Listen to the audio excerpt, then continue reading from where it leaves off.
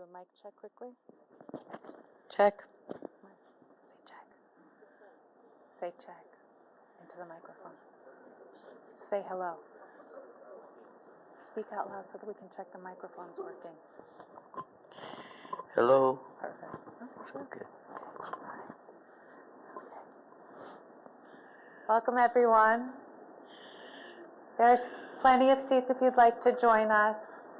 Our noon survivor talk is about to begin.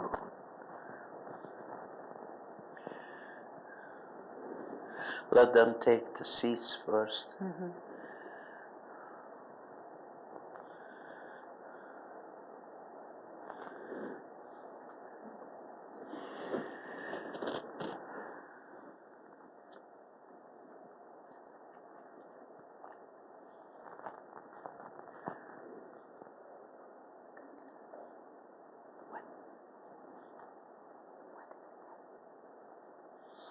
What's your son-in-law's name?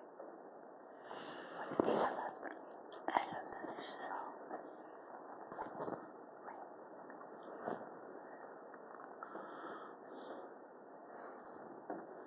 They're still coming. Mm-hmm. We can give them another minute. Apparently it's not their fault, you know. Okay. You ready to start? Okay. Good afternoon. I'm Gabriella Burman. I'm the communications officer here at the Hungarian Holocaust Center, and I'm so distinctly privileged to be able to welcome you to a special edition of our Survivor Talk Sunday with Holocaust survivor Clara Garbon-Radnoti, who survived the Holocaust in Hungary. She is 96 years old, and she is with us today to share her story, her message, and it's just remarkable to be in her presence. I've gotten to know her as we worked on a project together, and you are my teacher, and I thank you for everything that you have taught me. And I want to offer a special welcome to Clara's daughter and son-in-law, Ray and Eva Shapiro, who are here with us today. So you're in for a special treat as we go on this journey together to learn from Clara's story. Would you like to say something before we begin? Would you like to introduce yourself further before we begin? Well, you introduced me already. Yes, I did. That's my name. Okay. All right. Shall we begin? Okay. You are the youngest of 3 daughters in Budapest. You were born in 1929. Your father was an entrepreneur, and he owned a shoe factory. Can you paint a picture for us of what your childhood was like in Budapest, growing up? In Budapest has happened to be a very beautiful city, very cosmopolitan, and it gave a good opportunity to every child to grow up with culture and seeing beautiful buildings and seeing history, because Budapest happens to be a very old city with beautiful construction all over from way back in the 16th, 15th century. And the surrounding, I grew up, it was very nice. Our parents were pretty well-to-do. We didn't lack anything.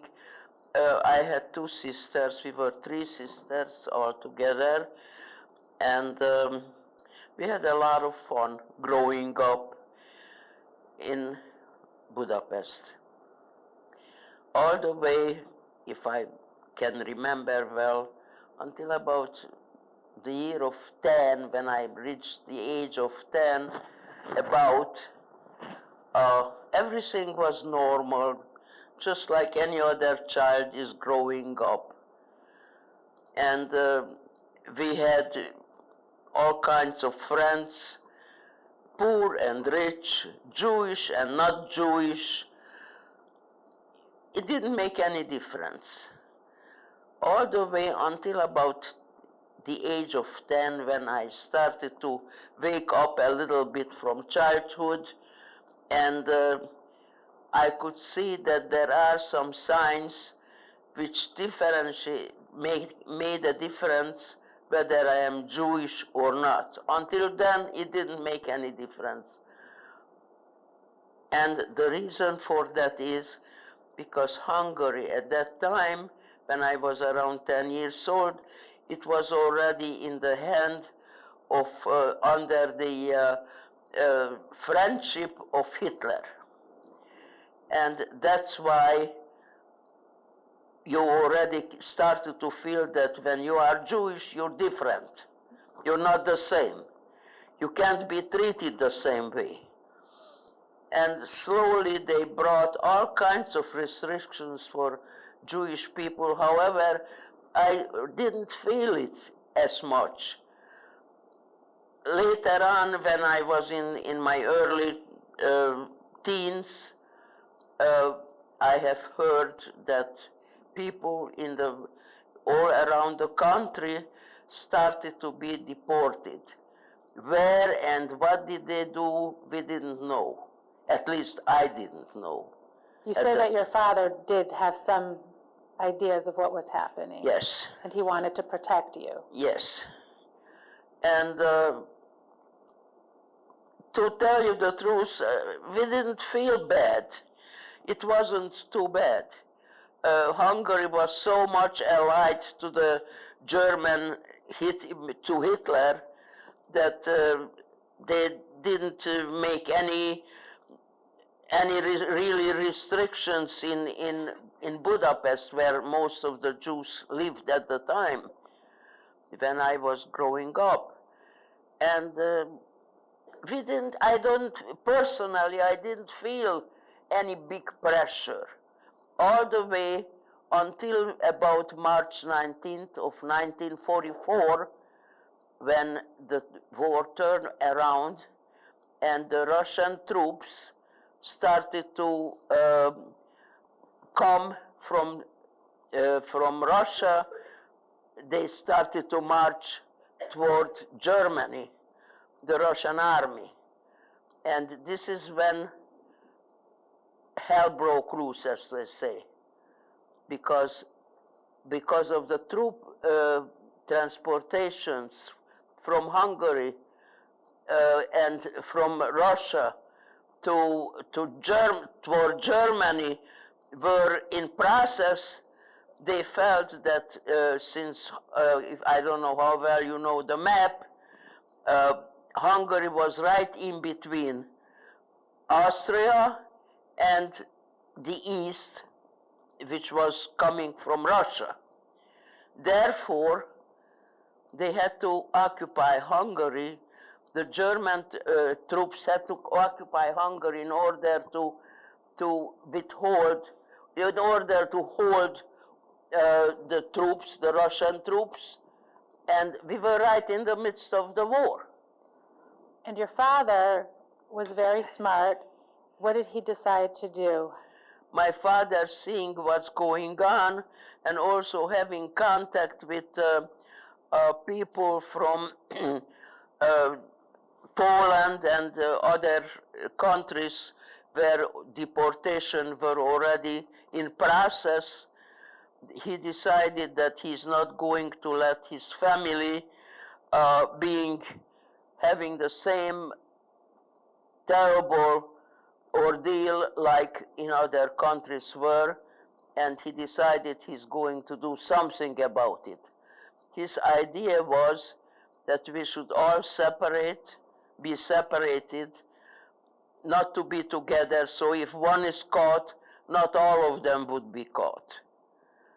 And I was the youngest from the three sisters, and because I was too young, he hired a man, a non-Jewish of course, and paid a very hefty amount of money to him to take me to his native village on the east side of Hungary. The place was near a city called Orosháza. and that was the east side of Hungary, and he provided me with some fake identification papers which indicated that my religion is Catholic and my name is, of course, different, Clara. That was the name which was picked. And sure enough, the time came, and at the beginning of the month of June of 1944, I was taken by this man who was paid for very highly to his parents into a small village near, as I said, to Orosháza. And it was a little village. You were about 14 at this time, right? I was less than 14 years 13, old, yeah. and I stayed there in a small village, a typical village. They were You found work as a maid, you said, right? You had to really learn to rely on yourself at a very young age. Well, I went there. They said that I am being taken there because of the constant fight and bomb attack. But I got so bored. What can I do in a small village? I'm used to a big city.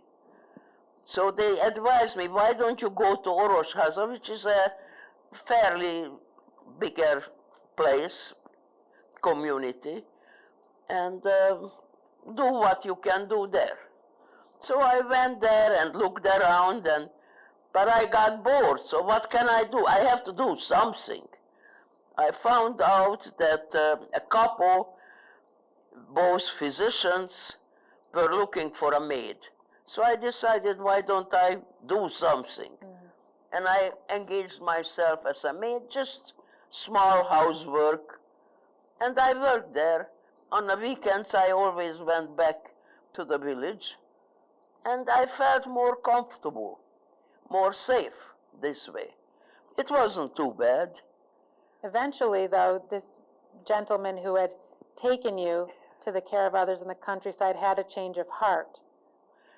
And that happened. Unfortunately, one weekend when I went back to the village to rest, I was told by my hostesses that, oh, by the way, Monday morning you have to present yourself to the police because they were looking for you.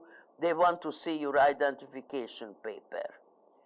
So I really got scared. My God, if they look at it, they may find that they are fake papers. They are not real ones. So what shall I do? So I didn't say anything to my hostess. And I said, oh, I'll be back.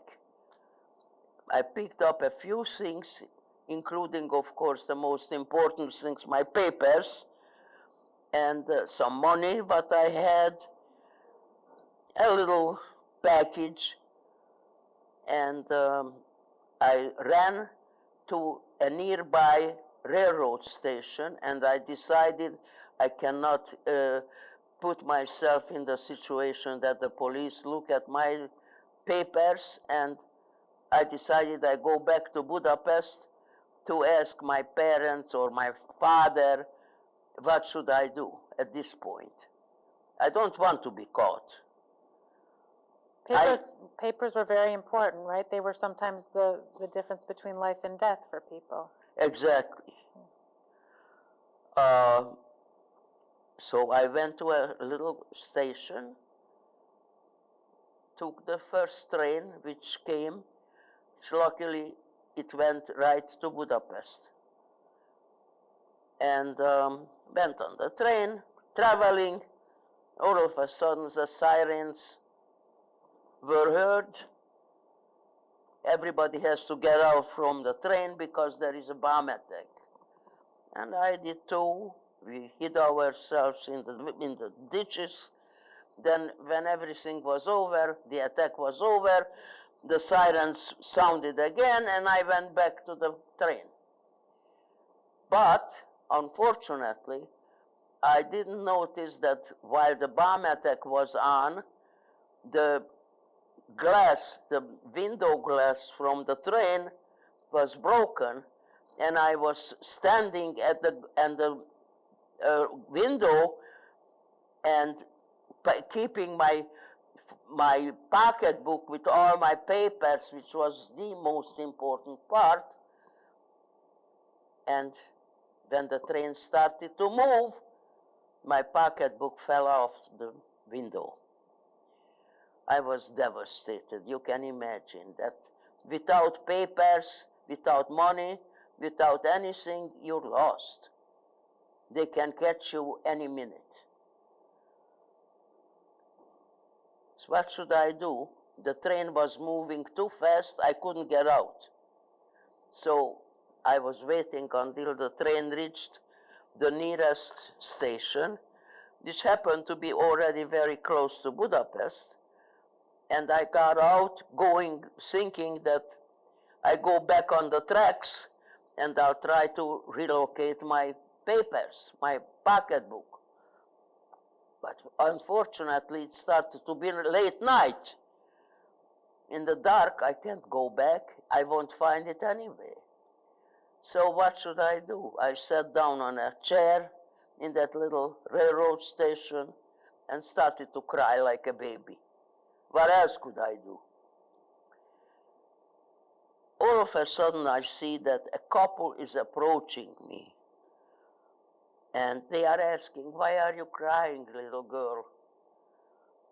And I told them that I lost my fortune and I lost my papers, everything. And I can't go back now. And they said, "Oh, don't worry. You can't sit here. You know what? Why don't you come with us? We live nearby in Budapest, outskirts of Budapest. Don't worry about it. I have 2 children. You can come. We take care of you. And then you go and take care of yourself and your papers. Don't worry about it." What else could I do? That was the best offer I could get. Later on, I found out that this guy by the name of Galovich, it wasn't his wife. It was a lady who was very pregnant, and he took this lady to see her husband, a Jewish man. Mr. Golovich was not Jewish. But Galovich was not Jewish. He helped. Right. He would factor into your story a little bit later, too. After Yes. you, right. Yes. So eventually you did find your father. Eventually, I went to Galovich, to his home, and the next day I went not direct to my father because I didn't even know where my father is. I had an uncle who was exempt of persecution because he had a Christian wife, and he also turned to be Gentile. And I asked him where my father is and asked for some money or something to go on. And later on, he gave it to me, and he said, "You can't stay here because you put us in trouble." But it was okay for you, a young teenager, to be completely on your own. Yes. Finding a place to stop at night, moving from place to place. What was that like for you? Very difficult, but as time went by, I felt that I have to do it, otherwise I heard rumors what happened to people who, from the villages or outside Budapest, they were all deported, and who knows what happened to them, and they had to leave their home. Who knows if they are alive or anything. I didn't know anything for sure, but I suspected that the best way is for me to stay in Budapest and look up my father and ask for his advice, what is to be done. So my next move was, after my uncle said that you can't stay with us, he gave me the address where my father was working in outskirts of Budapest. And I went there to see my father, and my father was, luckily he had papers, duplicate, so he helped me, he gave me money, but he also realized that I am way too young to be alone on my own. I went through a lot of problems on my way, of course. It was really far away, and it took me almost a day to get there. But I did it, and my father was seeing that alone I can't make it. He advised me to go and join my mother, who was at another place outside Budapest in a village, and he directed me to go there and join my mother. What was it like to find your parents again after being away? I'm sorry? What was it like to be reunited with your mom after you'd been on your own for all this time? I don't know. I had no more feelings. I got so scared from the situation that I was just I had in my mind, I have to do this and I have to do that, and I didn't want to think. So I went and joined my mother, who was in a village helping a woman, a pregnant woman. And when my mother saw me, she decided that this is not the right way to do it, and they can't let me alone. So she decided she's going to go back to Budapest with me. Meanwhile, she contacted this Golovic, who helped me originally at the train station, and Golovic said that, don't worry, we'll help you. What do you think it was about him? There were instances of people who did the right thing at all costs. Yes. To try to help Jews, save them, hide them, give them food. What do you think motivated Mr. Golovic to help you? Well, first of all, he got a pretty hefty sum. All our jewelries and monies. But besides that, he was one of those few who were against the Hitlerism and the whole business what they were doing against Jews, and he decided to, if he can, he helps. And he was one of those few, because not too many people were helping. They felt that they were told, and they felt that if Budapest is going to get rid of the Jews, everything what the Jews had, they will have it. This was their motivation. This is what they were told. Taught. Yes. Mm-hmm. So my mother and I, we went back to Budapest, and we met Golovic again, and he said the best way would be if he is taking us to his native city by the name of Eger, beautiful old city in the northeastern part of Hungary, and he's going to help us there and introduce us as his relatives, which was a very good thing because everybody knew him from his native place, and they never even would have thought that we are not Gentile. And this is what happened. He took us, and we went to Eger, and in Eger, since it was toward already September and school started, I went to a Catholic school, and since this Golovic was introducing my mother to the mayor of the city, my mother was employed as a secretary there. So we started to live, and relatively normal life. And the war ended eventually. And Then we went through a lot of things naturally, but we were surviving, and somehow we managed ourselves. And then came a liberation.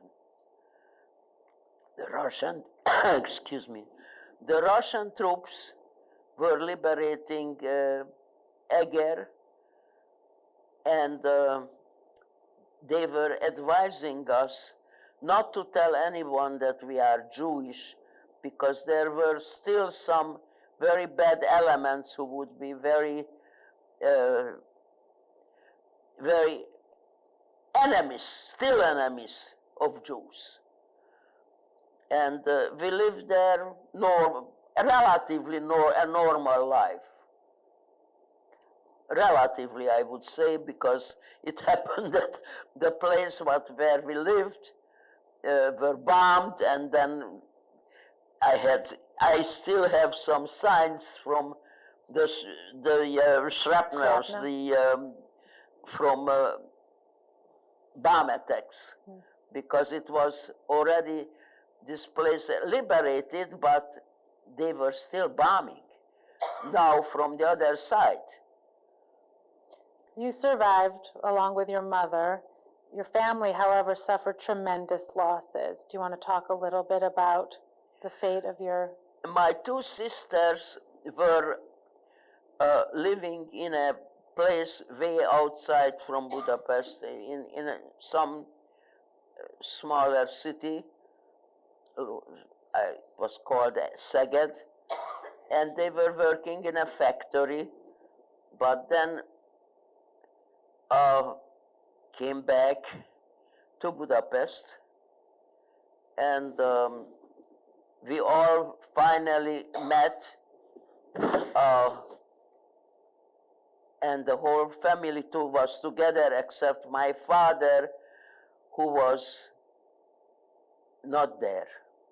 My father was caught and taken to the Danube and killed, because he was Jew, that's all. No other reason. I'm so sorry. So, in a nutshell, this is how I got liberated. Then, of course, after the war, communism came, the communist paradise, which wasn't paradise at all, believe me. It was almost as bad as during Hitlerism, except it wasn't because you were Jewish, but because you had money, or you were not a factory worker. If you are a factory worker, it's fine, but if you are not, then you're no good. You did end up meeting a husband, getting married. When I was in my teens, on a summer vacation, we were spending our vacation in Transylvania, which is part of Romania, but it's a Hungarian territory. You have to know the maps in order to understand these places. And I met my husband there, and as a young girl, I wouldn't say I fell in love, but I really liked him. And we kept contact always. So after the war, in Transylvania, since Romania jumped out of the war on August of 1944, much earlier, the situation was much better. There was food, which was not at all in Budapest. In Budapest was complete starving. But over there was food. There were almost normal situation. And since we kept contact after the war with my later husband, he suggested that I should go there because they have food, they have place to stay, and so on. And this is what happened. The only thing is that by then I was 16 years old. The only way my mother allowed me to go if we got married. So I got married at the age of 16 and went to Transylvania and lived there in a place called Érmihai Falva, or Valea lui Mihai in Romanian, and lived there under communist regime. And then at the age of 18, I gave birth to my daughter. And afterwards, since everybody had to work, I went to work and went to school too, because I never finished neither high school or anything else. So I studied, I went to high school and finished it. Not literally went, I just studied and then I had to do exams. Take an exam. Mm-hmm. And then afterwards, I had a job. I went to a bank to work, to the local bank. And meanwhile, also I went to college and had a child, raising a child. And I raised her pretty well. In the 1960s, you were able to come to the United States. And then our aim was always to go away, not to live there anymore. And since my husband's whole family actually lived in Detroit since World War II, or no, since World War I, in the 20s, they came to America. They constantly were after us that we should go there. And we wanted to leave the communist paradise. So finally, after a lot of waiting, after many years of waiting, in 1962, we were able to leave my husband's native place, Romania, and came to Detroit. Mm. You were an immigrant a few times in your life. How did you summon the strength to keep moving, to keep forging ahead? It's a funny thing when you go through all those hardships and all those dangers, where I was really knowing that I wasn't that stupid. I knew that I'm playing with my life. It makes you stronger. You wouldn't believe that how strong can you get, and you just go like an animal. You just look ahead, like a horse. You look always ahead. You don't look back. You don't look on the left. You don't look on the right. You just go, because you have to survive. The instinct is very strong in you. It makes you not vulnerable. Wow. That's what happened. That's a very important lesson for all of us, even in much milder circumstances. So thank you for sharing that with us. What were your first impressions of the United States? Do you remember? I'm sorry? Your first impressions of the United States, becoming an American. Oh, everything was beautiful. I went to shop for 4 of us, because at that point my mother came with us, and since she became widow. And I had a child. We were 4 people. And for $10, I went to the supermarket and I shopped for a whole week, food. Try to buy it now. You were very good at math, and so you ended up studying computer programming. You were a pioneer. I was one of the pioneers in computers. At that time, of course, you couldn't buy a computer. Everything went via telephone. So if you wanted to go on to a computer, you picked up the phone and you made your decisions and you made your contact on the telephone. It was an entirely it was the birth of computers, and I was very lucky to choose the right profession, because it was just the beginning of of it, and I became very, very well known with it, and I got very good jobs. At first I started as a clerk, and by the time I finished it, I became almost like an executive in the company I worked for. I worked for the company called Abner Wolf here in Detroit, and I was very well paid and very well known. You really flourished. I mean, not all survivors were able to, live with the nightmares and find a way to flourish, to raise a family. You did. I did, but unfortunately, it didn't last too long, because in 1974, my husband was killed, murdered on the street of Detroit. And I got so devastated by it, and I was so upset that I decided I don't want to live in Detroit anymore. And I picked up myself and left here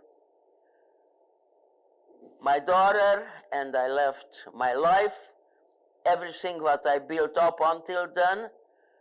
And since I had a lot of friends in New York, including my childhood friend, I moved to New York. And I got a job, and I met again my childhood friend, who at that time he was divorced. And after 2 years, I got married with him. You had two great loves in your life. I'm sorry? You had two great marriages. I had two great marriages, and my husband also, he was an aerodynamic engineer, and we did very well. He worked for a company, first to various airlines. Then we decided that we are going to make our own company, and we did very well. I heard a story that the phrase cross-check and all-call is something that you worked on. I'm sorry? When the flight attendants or the pilot says cross-check, all-call on the airplane, did you have something to do with that as a consultant? Well, my husband. He did. Okay. He was traveling all over and sitting. Most of the time we sat in the cockpit, and my husband was monitoring various things on the airplane. And then later on, as I said, we made our own company, and we did very well. We had 70 smaller airlines describing for our services, and it was very good. We worked very hard, day and night. Normal work day was about 18, 19 hours.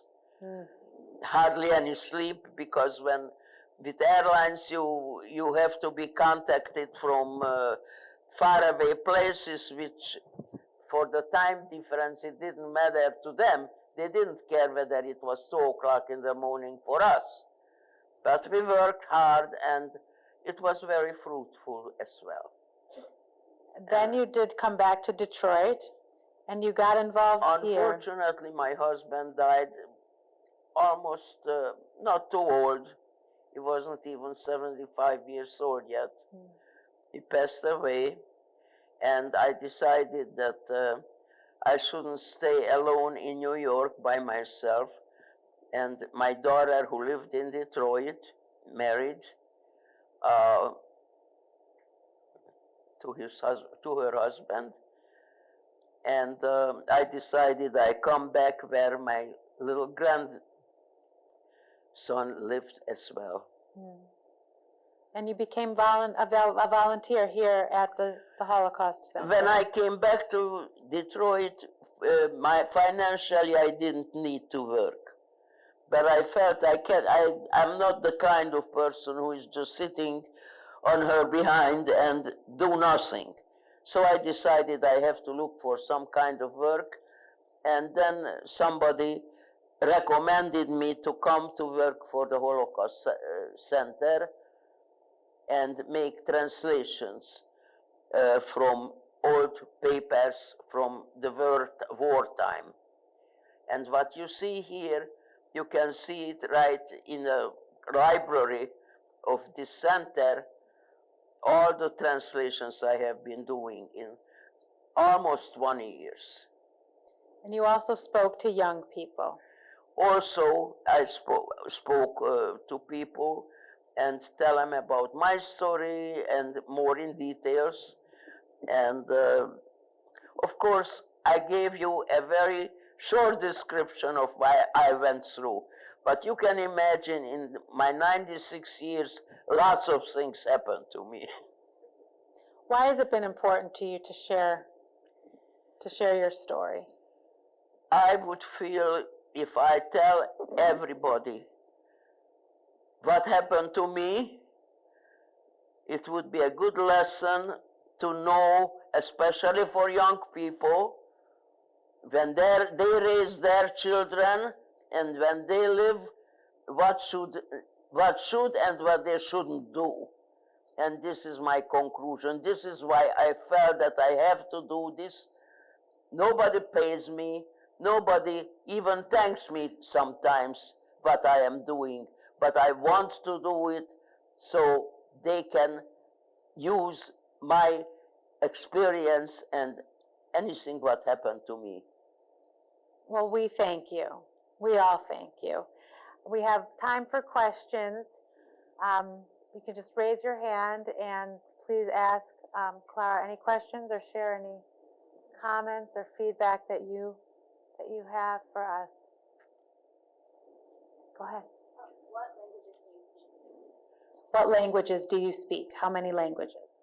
I speak German, which is it was a normal thing in Hungary as a child. Actually, my grandmother was born in Austria. She spoke with an accent the Hungarian language, and so I spoke German very well, and naturally Hungarian was my native language. Then I lived in Romania, and I went to Romanian school, and I speak Romanian. And then in school, I took some French, and since the Romanian language is so close to Italian and all these Latin-based languages, many things I understand. You could work for the United Nations. Any questions? What else? What is your parting message? Yes. Oh, yes. What keeps you going? You've gone through a lot, and thank you for sharing your story. What keeps you going, and what are some lessons for us, the younger people? What keeps you going? What are the lessons for young people since you've been through so much? I always feel that maybe if somebody knows my experiences or knows about my experiences, and if they see hardship, they should always be strong, and they should make no difference of religion or nationality or anything, and they should bring up their children and the future generation in that respect to not to make differences, not to go and, hey, that person is not Jewish, or that person is not Catholic, or that person is and something else, or another language. No hatred. I'm fighting against hatred for anything, especially for something which you can't help, you were born with. Thank you for your question. Thank you. Anybody?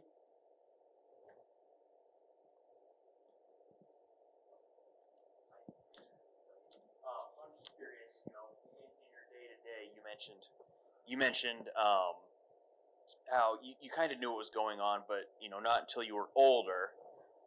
In her day-to-day, how much was it just trying to live a normal life, or how much was it just, you're in survival mode the entire time? Before the war broke out is your question? Yes, or? yep. Yeah. So before war broke out, up until you were 10, how much was your family able to just kind of live freely and go about your day-to-day? There were no problems. As far as I can remember, there were no problems. We were living a normal life. We were financially well-to-do, and we had all kinds of friends, Jewish or not Jewish, without any prejudices, and it was a normal life, just like here in America.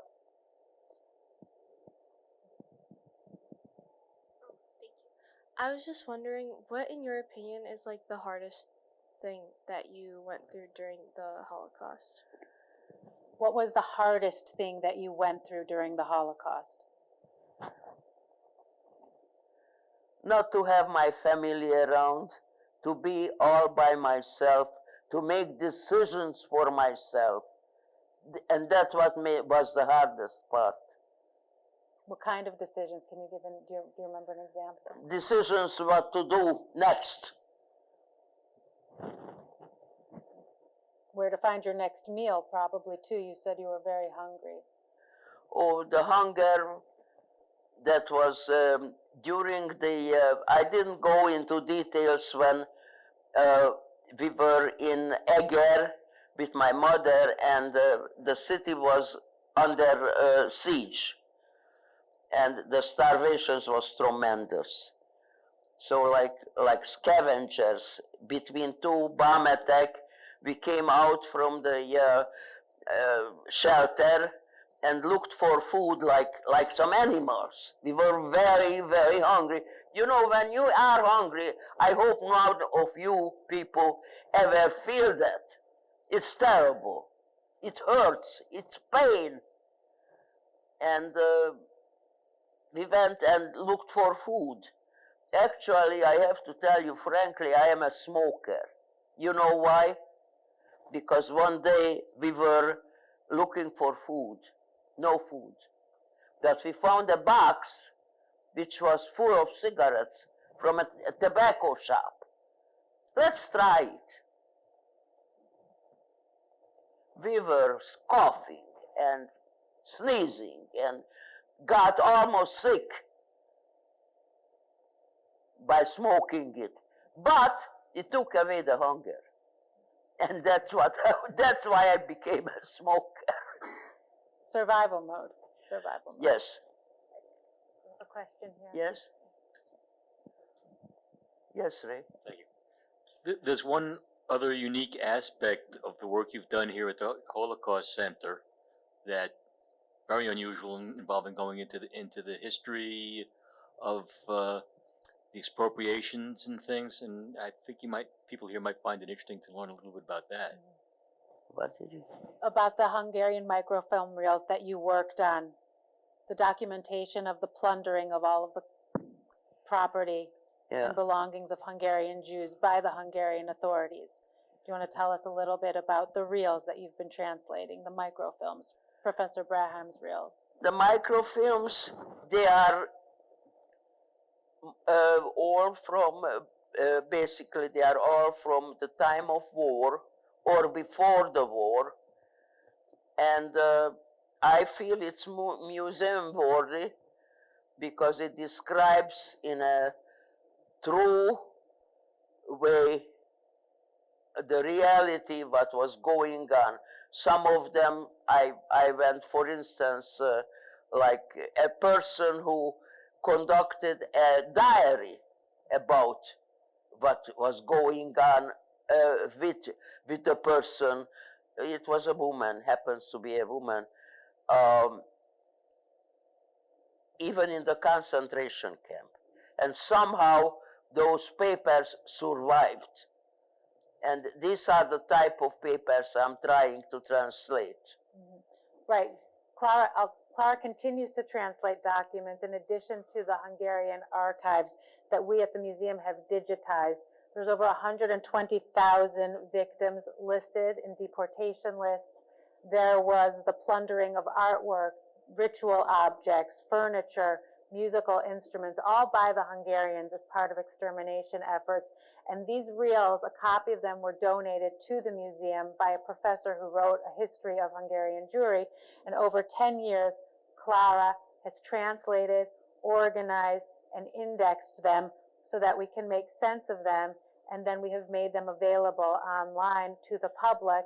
You can research through them yourselves at holocaustcenter.org. Go to our library page.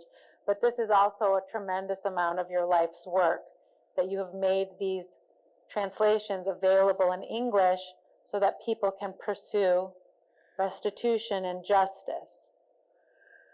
I feel very strong about it, and as long as I live, I promise and I want to continue. And why is it important to you? Why is it important? As I said, it's important for me that the future generation should be aware of what was going on and what it shouldn't happen. How do they fight against it? This is the most important part. Prejudice and differences in religion or anything else. We have time for one last question. Yes. Go ahead.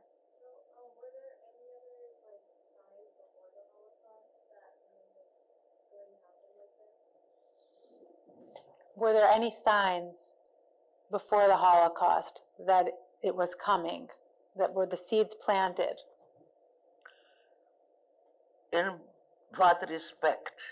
Are you talking about the prevalence of anti-Semitism?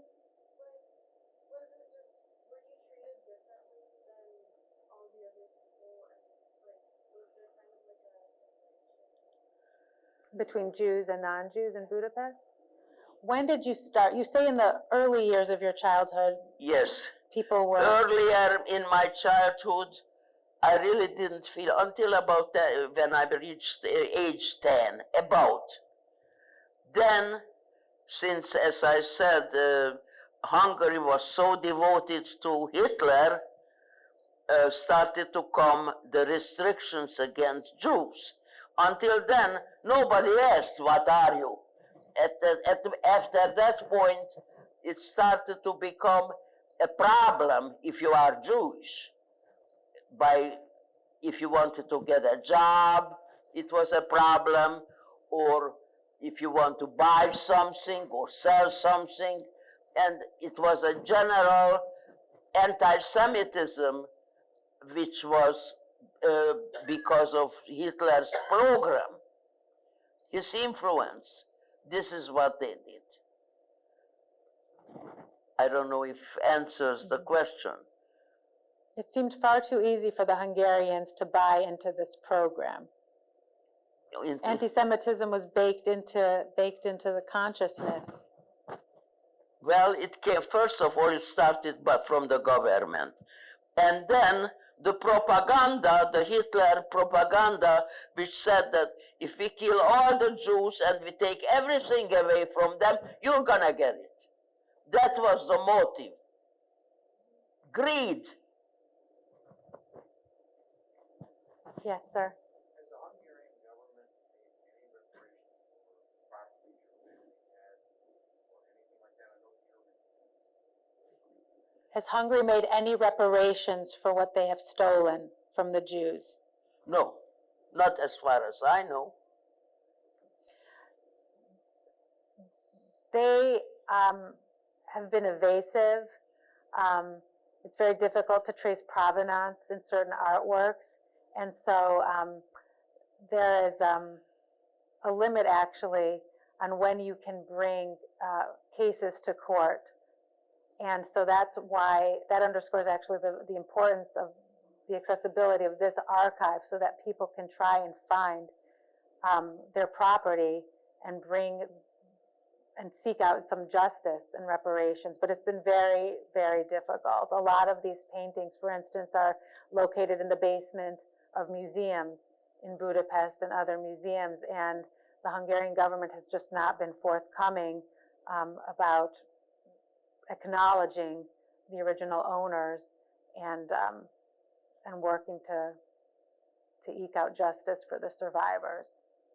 Is there anything you would add to that? Is there anything you would like to add? No. No? Did I do a good job? That's Yeah. what it is. Okay. And I was born in Budapest, and I loved my place, but I never want to step in there anymore.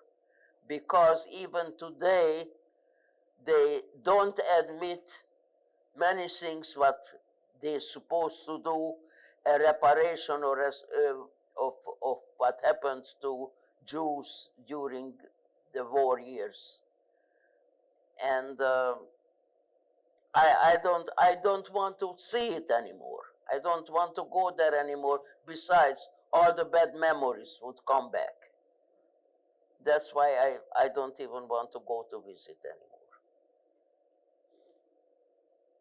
Yes. Speaking of why that is, I'm just curious, not knowing about what's going over there, the government, and why that is taking that stance. Why do you think Hungary has been so reluctant to? Oh, they are reluctant because lots of big values, extremely important paintings, artworks are still in their possession, and they don't want to give it up. They want to keep it. That's, as far as I know, that's the reason. Mm-hmm. The archives are like a smoking gun, and you will not stop until we get some justice, right? Justice, I think that's what keeps you going. Exactly. That's why I don't want to even hear about them. Because it makes me very angry. It belongs to the world, not to Hungary, not to Jews. It belongs to the world. Famous paintings, artwork I am talking about, which supposed to be shown to everybody. They are sitting on it because they feel it's theirs. Right. Right. It's a tool to support efforts, really, to track down these goods. And there are efforts to try and get Hungary to do the right thing, but it's been very challenging. Yes, right. I want to just mention the movie, The Woman in Gold. Yes. Yes. I don't know if anyone who hasn't seen that should. It gives a good description of Right. what you're talking about. Right. Woman in Gold. Yes. What was the name? Which painting was that? By Klimt. Klimt, Gustav Klimt, about a Gustav Klimt painting that was stolen. Yeah. And the efforts to get it back. Right. Right. All right, it is 1 o'clock. We have a public tour beginning now. Thank you all so much for your time and attention and for joining us for this special survivor talk. And Clara will be here for a couple of minutes if you'd like to continue the conversation. So thank you again.